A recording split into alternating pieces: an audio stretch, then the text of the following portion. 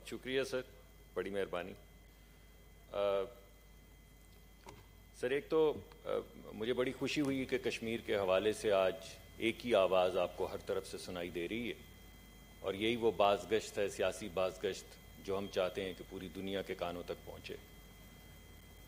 یہ پیغام بہت زیادہ ضروری ہے، لیکن ہماری التماس حکومت سے یہ ہے کہ کوئی لائحہ عمل، جس کا بھی ہمارے دوست ہمارے بھائی علی محمد صاحب ذکر کر رہے تھے، کوئی لائحہ عمل ہمارے سامنے پیش بھی کریں، ہم سے شیئر بھی کریں، کیونکہ ابھی تک تو گفتگو ہوتی ہے اور پھر گفتگو ختم ہو جاتی ہے اور گفتگو سے آگے بات نہیں بڑھتی۔ تو ہماری بڑی یہ حکومت سے التماس ہے کہ اس گفتگو کو آگے بڑھائیں اور کوئی لائحہ عمل پیش کریں۔ ہمیں افسوس ہوا جب وہ کشمیر کے اوپر جبر کیا گیا، ظلم کیا گیا اور زبردستی اس کو انیکس کیا گیا، تو ہماری خواہش تھی کہ اس دن بہت زور سے آواز اٹھائی جاتی۔ آواز کی شدت میں کچھ کمی تھی، کچھ ہماری ان کی اپنی ہیومن رائٹس کی حکومت کی جو وزیر ہیں انہوں نے بھی کچھ نکات امپورٹنٹ اٹھائے ہیں، اگر ان کے اوپر بھی کچھ وضاحت کر دی جائے کہ انہوں نے کیوں ایسی بات کی کہ ہماری فارن پالیسی جو ہے اور ہمارا جو وزارت خارجہ ہے، اور کچھ انہوں نے وزراء کا بھی طریقے سے ذکر کیا، تو وہ کیوں انہوں نے ذکر کیا، وہ کیا مقدمہ تھا جو ہم بھرپور انداز میں پیش نہیں کر سکے۔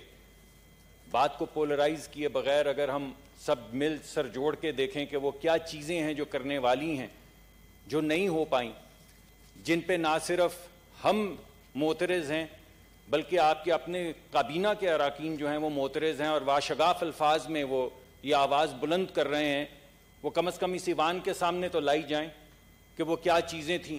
وہ ہیومن رائٹس کے مسائل، وہ خواتین کے مسائل، وہ ریپ جس کو ایک جنگی ایک طرح سے اوپریشن کے طور پہ، ہتھیار کے طور پہ استعمال کیا گیا ہے، اس کے متعلق انہوں نے تذکرہ کیا اپنی گفتگو میں کہ ہماری حکومت کچھ نہیں کر سکی۔ انہوں نے کچھ فورمز کا نام لیا اور کہا کہ ان فورمز پہ کچھ نہیں ہو سکا۔ تو ہم چاہیں گے کہ کسی وقت وزیر خارجہ صاحب، علی محمد صاحب پارلیمانی وزیر یا دیگر کوئی بھی اشخاص اگر اس پہ تھوڑی سی روشنی ڈالیں اور کوئی ایسا فورم تو تجویز کریں جس پہ ہم سارے بیٹھ کے یکجا ہو کے اس اسٹریٹجی کو، مربوط پالیسی کو، جس کے آخر میں ہمیں نظر آئے کہ کشمیریوں کے لیے کچھ ہو رہا ہے، صرف لفاظی نہ ہو، صرف قراردادیں نہ ہوں جو ہم پاس کرتے ہیں، تو میں سمجھتا ہوں کہ ہمیں بڑی اس کی خوشی ہوگی اور ہم ان کے ہاتھ مضبوط کریں گے، مگر ہونا وہ مربوط چاہیے، سبسٹینٹیو چاہیے۔ اب میں تھوڑا آج کی آپ نے جس چیز کے لیے ہمیں دعوت دی میں اس کی طرف آتا ہوں۔ میں چیئرمین صاحب جب 2020 کا سورج غروب ہو رہا تھا تو میں یہ سوچتا رہا کہ ہم نے اس تمام عرصے میں، اس پورے سال میں کیا کھویا اور کیا پایا۔ تو کیا پایا ہم نے؟ سب سے پہلے میرے گمان میں یہ آیا کہ موت پائی ہم نے کرونا کی شکل میں۔ پوری دنیا میں یہ عذاب آیا، ہمارے ہاں بھی آیا۔ تو 2020 میں ہم پہ موت کا عذاب آیا۔ اور ہم نے کیا پایا؟ ہم نے غربت پائی چیئرمین صاحب۔ 6% کے اوپر ملک ترقی کر رہا تھا، کرونا سے پہلے 1.9% کے اوپر ترقی کی شرح گر گئی۔ اور اس سے کیا ہوتا ہے؟ اور پھر منفی میں چلی گئی کرونا کے بعد۔ اس سے ہوتا یہ ہے کہ اگر آپ اجازت دیں پلیز، اس سے جی اگر آپ اجازت دیں گی تو میں بات کروں گا۔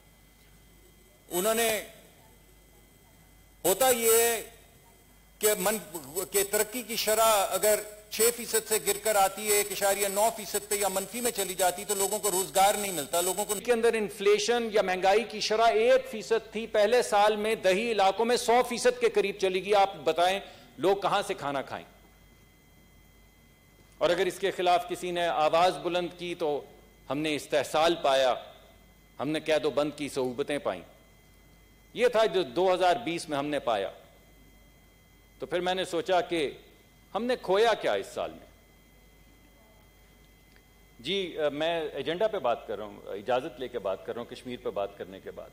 Please don't cross talk please. جی نہیں، انہوں نے سوال پوچھا تو میں نے بتایا کہ میں نے اجازت لی ہے آپ سے۔ ایڈریس دا چیئر ملک صاحب۔ چیئرمین صاحب، تو 4 چیزیں ہم نے کھوئی جی۔ ہم نے انسانی وقار کھویا، ہیومن ڈگنیٹی، انسانی زندگی کی وقت کھوئی ہم نے، اس کی حرمت کھوئی. یہ پہلی چیز ہم نے کھوئی. دوسری چیز جو ہم نے کھوئی وہ وزاداری تھی 2020 میں. جس طرح کی زبان ہم نے بولی اس کے اندر جو بیسک ڈیسنسی ہے جس کو ہم استعمال کرتے ہیں ایک دوسرے سے گفتگو کرنے کے لیے وہ بھی ہم نے کھو دی. تیسری چیز جو ہم نے کھوئی وہ ہمارے اداروں اور اس سسٹم کے اوپر اعتماد تھا. یعنی نہ ہمیں اداروں کے اوپر اعتماد رہا سال کے آخر میں, اور سال کے آخر میں نہ ہمیں سسٹم کے اوپر کچھ اعتماد رہا. اور ان تینوں چیزوں کے نتیجے میں یعنی انسانی حرمت, ڈیسنسی, وزاداری اور اداروں کا اعتماد جو ہے, ان تینوں کو کھونے کے نتیجے میں سب سے بڑا جو ہمارا قتل ہوا وہ امید کا قتل تھا. We as a nation began to lose hope. اور معاشرے کسی بھی چیز کے بغیر چل سکتے ہیں مگر امید کے بغیر کوئی معاشرہ, کوئی قوم آگے نہیں بڑھ سکتی. تو ہم سب کو مل کے کسی نہ کسی طریقے سے 2021 میں اس امید کو ریسٹور کرنا ہے. آپ کو یاد ہوگا انسانی وقار کی بات کرتے ہوئے کہ 2019 کے غالباً جون میں ساہیوال کا واقعہ ہوا تھا جس میں میاں بیوی, ماں باپ کا قتل ہو گیا, ان کی بچی قتل ہو گئی. بہت لیدے ہوئی, ہم سب نے مل کے شور ڈالا, دونوں طرف سے شور مچا, کسی ایک طرف سے نہیں مچا, مگر بنا کچھ نہیں. تو ہم نے سوچا کہ 2019 کا سورج غروب ہوا ہے تو 2020 میں کچھ بہتری ہوگی. تو آپ کو یاد ہوگا کہ ستمبر 2020 میں گجر پورہ کے اندر 2 اپنے بچوں کی موجودگی میں ان کی ماں کو ریپ کیا گیا. تو وہ بھی بہت بدقسمتی کی بات تھی.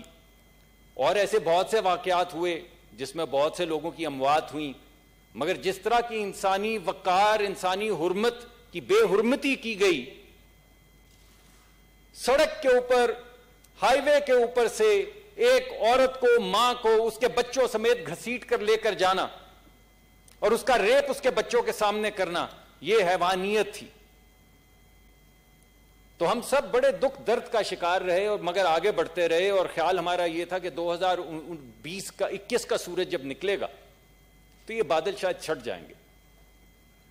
اور 2021 کا جب سورج طلوع ہوا تو 2 تاریخ کو آپ کو معلوم ہے کہ یہاں پہ ایک بچہ, یہ یہاں سے یا غالباً 1 یا 1.5 میل دور ہے, اس کو 7 یا 8 گولیاں سینے میں مار کے شہید کر دیا گیا. ہم تو اس امید پہ تھے کہ شاید اب یہ بادل چھٹ جائیں گے, شاید کچھ بہتری نظر آئے گی. اور کہا یہ گیا کہ اس نے بھگانے کی گاڑی کوشش کی, اس وجہ سے ہم نے آگے سے آ کے اس کی چھاتی میں گولیاں مار دی. یہ کیسے ہو سکتا ہے؟ اور ابھی اس دکھ درد سے سب لوگ گزر رہے تھے تو آپ نے دیکھا کہ کیسے 11,000 کے جو کانکن تھے ان کو ذبح کیا گیا. تو یہ ہیومن ڈگنیٹی, یہ جو میں نے آپ کے سامنے کیسز پیش کیے ہیں, میں مقدمہ آپ کے سامنے یہ پیش کر رہا ہوں کہ انسانی جان کی وقار, حرمت, عزت سب معاشرے میں پامال ہوئی جاتی ہے. اور ابھی تک تو میں نے آپ کو وہ ایگزامپلز دی ہیں چیئرمین صاحب, ان لوگوں کی جو مر گئے, جن کی چھاتیوں میں 7-9 گولیاں ماری گئیں یا جن کو لٹا کے ایک دوسرے کے سامنے ذبح کر دیا گیا. اب ذرا ان کی طرف نظر ڈالیے جو زندہ ہیں. میں ایک پی آئی اے کے کاؤنٹر پہ تھا, کچھ عرصے کی بات ہے, رات گاڑی چلا کر گیا تھا, تو میں نے اس کو کہا کہ بھائی ذرا سیٹ اچھی دے دو. اس نے کہا سیٹ تو اچھی دے دیتا ہوں, میری پہلے بات سن لو ایک. تو میں نے کہا جی فرمائیے. تو وہ کہنے لگے کہ میں بھائی یہاں پہ کام کرتا ہوں, مجھے 18-20 سال ہو گئے ہیں, عزت دار آدمی ہوں, ایم اے پاس کیا ہوا ہے, سفید پوش ہوں. میں کل صبح اٹھا کچھ دن پہلے تو میں نے دیکھا کہ میری اماں کپڑے استری کر رہی. میں ہر وقت حساب لگاتا رہتا ہوں کہ بجلی کی قیمت اتنی بڑھ گئی ہے کہ کہیں ایسا نہ ہو کہ 300 یونٹ سے زیادہ ہو جائیں اور بجلی کی قیمت جو ہے وہ 10-8 روپے سے بڑھ کے 14-18 روپے ہو جائے اور میں دے نہ پاؤں. تو میں بھاگا گیا, مہینے کا آخر تھا, وہ بالکل وہ 280-90 یونٹ ہو چکے تھے. میں نے اپنی اماں کا ہاتھ پکڑ لیا اور میں نے اماں سے کہا کہ اماں مجھے کپڑے دے دو، ابا کے کپڑے وہ استری کر رہی تھی، میں بازار سے کروا لاتا ہوں کیونکہ ہمارا بل بڑھ جائے گا. تو اس نے کہا میں نے مڑ کے دیکھا تو میری اماں کی آنکھوں میں آنسو تھے، اور ان آنسوؤں میں وہ یہ کہہ رہی تھی کہ میں نے تمہیں اس دن کے لیے بڑا کیا، میں نے تمہیں اس دن کے لیے بڑا کیا کہ ایک دن میں تمہارے باپ کے کپڑے جو میں 50 سال سے استری کرتی آ رہی ہوں، استری کرنے کے لیے اٹھوں گی اور تم میرے ہاتھ پکڑ لو گے. اس دن کے لیے ہم نے تمہیں بڑا کیا. اس دن کے لیے ہم نے خود گیلی جگہ پہ تمہارے پیشاب کی ہوئی جگہ کے اوپر سوئے اور تمہیں سوکھی جگہ پہ سلایا کہ ایک دن تم ہمارا ہاتھ پکڑو گے.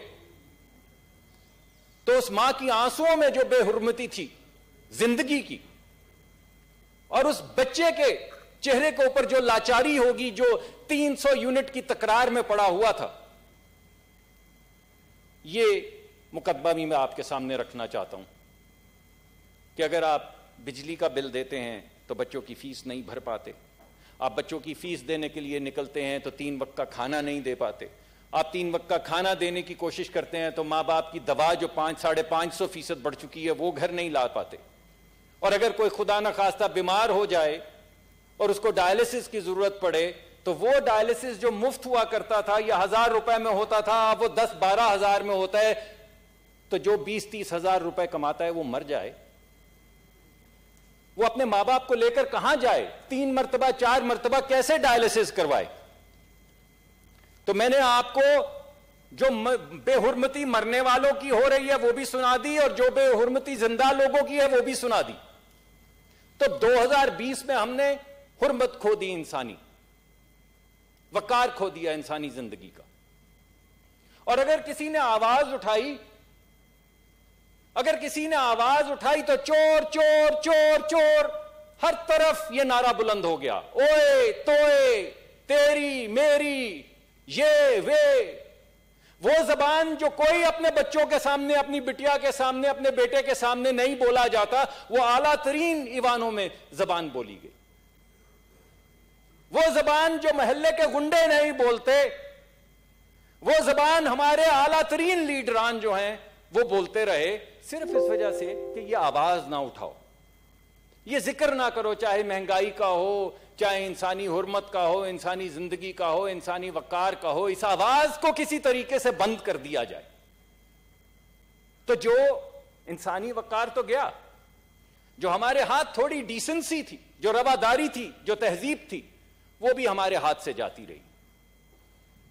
اور چیئرمین صاحب اگر کسی نے بہت شور مچایا کہ نہیں نہیں بھائی چور چور کو چھوڑو، اس کی بات تو کرو، ہمیں جیلوں میں ڈال دو، جو مرضی کرو، مگر اس کی بات تو کرو، غربت کی بات کرو، افلاس کی بات کرو.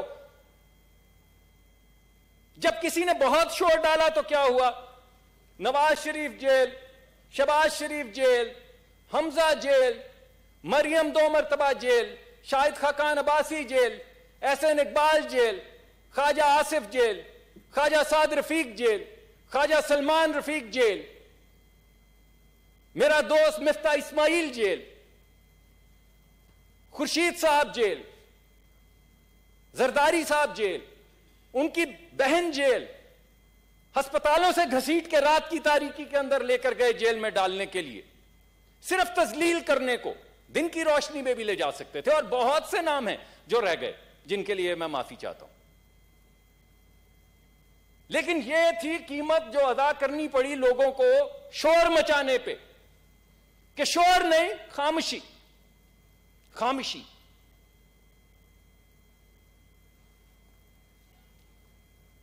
عجیب سی بات ہے کہ یہ سب جیل، مگر ای او بی آئی پہ خاموشی. 24 ارب روپے کا مقدمہ ہے، خاموشی. این آئی سی ایل پہ خاموشی، مالن جبا پہ خاموشی، بی آر ٹی پہ خاموشی. احتساب کمیشن کے آپ کو یاد ہوگا جرنیل صاحب تھے جنہوں نے کہا کہ کڑیاں ہتھ کڑی کی شکل میں 5 وزراء تک جاتی ہیں. وہ کون وزراء تھے؟ وہ کون سی کڑیاں اور کہاں گئیں ہتھ کڑیاں؟ خاموشی. ہر طرف ایک خاموشی ہے.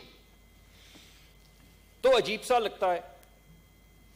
لگتا ہے کہ ایک طرف تو جو آواز اٹھائے وہ تمام کی تمام لیڈرشپ، پیپلز پارٹی کی، ہماری، آپ کی، اور اس طرف بینچ کے بیٹھے ہوئے تمام پارٹیز جو ہیں وہ جیل. کیونکہ ان کا احتساب ضروری ہے. دوسری مرتبہ اللہ اکبر اللہ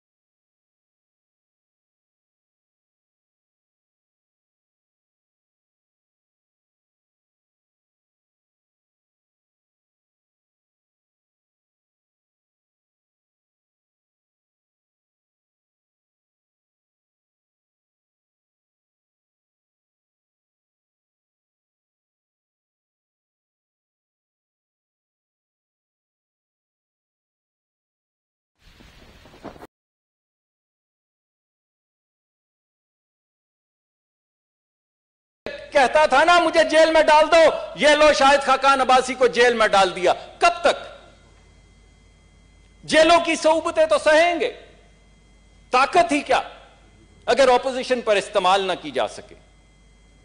ایسا وزیر اعظم جو اٹھا کے لوگوں کو مونچھوں سے پکڑ کے ہیروئن ڈال کے جیل کی کال کوٹری میں نہ پھینک سکیں تو پھر وزیر اعظم بننے کا ان کا فائدہ کیا؟ پھر طاقت کاہے کی؟ جیل کی صعوبتیں تو ہم سہ لیں گے، مگر آپ کو کیا اندازہ ہے چیئرمین صاحب کہ اس کے نتیجے میں ادارے جو ہیں ان کی جو عزت ہمارے دل میں تھی، جو میرا تیسرا مقدمہ تھا کہ اداروں کے ساتھ کیا ہو رہا ہے. آپ نے ایک آزاد کیا نیب کا ادارہ تو 70 سالہ بوڑھے لڑکھڑاتے لاٹھیاں ٹیکتے آپ نے دیکھے ٹیلی ویژن کے اوپر، گھسیٹے گئے. آپ نے ایک مرے ہوئے استاد کو ہتھکڑی لگے دیکھی، مرنے کے بعد اس کو ہتھکڑی لگا کر لے کے گئے، اس کی تصویریں بنائیں اور یہ کہا کہ یہ ہم اس لیے دکھا رہے ہیں کہ لوگوں کو عبرت ہو.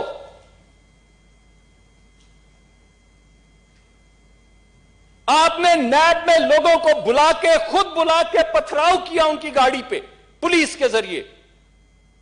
یہ ایک ادارہ آزاد کرنے کی وجہ کا نتیجہ ہے. دوسرا ادارہ شاہدرہ کا تھانہ آزاد ہوا جس کے بعد بغاوت کے پرچے کیے گئے لوگوں پر. آپ یہ کہتے ہیں کہ اگر آپ یہ بات کریں گے ادارے کے خلاف تو بغاوت ہوگی. تو ہمارے وزیر اعظم نے جو پچھلے سال امریکہ میں جا کر کہا تھا کہ دہشت گردی کے پیچھے کون کون ہے, وہ کیا تھا, وہ پرچہ کہاں ہے, کون سے آزاد تھانے میں ہوگا, وہ جو بھارت کی سرزمین پہ جا کے انہوں نے کہا تھا. انہوں نے کیا بات کی تھی, میری اپنی زبان لڑکھڑاتی وہ بات کرتے. تو یہ کیسے ہو سکتا ہے کہ ایک ہی بات آپ کریں تو وفادار اور ہم کریں تو غدار؟ آپ مجھے بتائیے کہ اداروں کا کیا وقار رہ جائے گا؟ وہ کون سا ادارہ ہے جس پہ ہمیں اعتماد رہ جائے گا کہ ہاں یہاں سے ہمیں انصاف ملے گا؟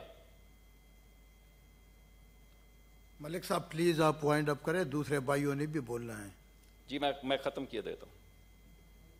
اگر ہم یہ تمام گفتگو جو میں نے فرمائی ہے پارلیمان لے کر آئیں تو این آر او کے نعرے لگتے ہیں. اسپیکر صاحب کو کہا میٹنگ بلائیے, پرائم منسٹر صاحب نے اسی دن صبح تقریر کی کہ یہ میٹنگ نہیں ہے, این آر او مانگنے آ رہے ہیں. یعنی اگر ہمیں این آر او نہیں چاہیے تو ہم نہ پارلیمان میں آئیں نہ ان سے گفتگو کریں.